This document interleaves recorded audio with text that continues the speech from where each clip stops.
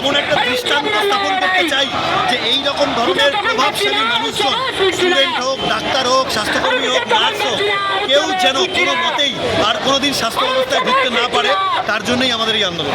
যে কোনো ধরনের ট্রেড পাস করে দেবো, ঢুকতে দেবো না, হোস্টেল এইটা কর, র্যালিতে জয়েন কর নাহলে হোস্টেল দেবো না, ওখানে ওটা কর নাহলে এইটা করবো না, এই ধরনের যে থ্রেড কালচার, বিভিন্ন রকমের থ্রেড, তাদের পুরো যে লিস্ট প্রত্যেকের থেকে তুলে আনা হয়েছে, প্রত্যেকটা কলেজে স্টুডেন্টের থেকে তুলে এনে এই লিস্টটা বানানো, প্রত্যেকটা কলেজে এরকম রয়েছে, তাদেরকে সঙ্গে উৎপাদন করার জন্য আমাদের আন্দোলন। এটা তো আরজি করেন, অন্যান্য কলেজগুলো সবকটা কলেজে এরকম লিস্ট তৈরি হয়ে গেছে এবং আপনারা দেখেছেন এসএস করলাম তো, এসএসকে মেডিকেল কলেজ সব জায়গায় সেগুলো আস্তে আস্তে তাহলে আসবে।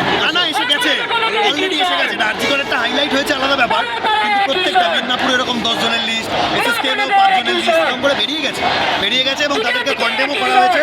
তাদের বিরুদ্ধে অ্যাকশন না নিলে তাহলে কিন্তু আমাদের আন্দোলন থামাবো না।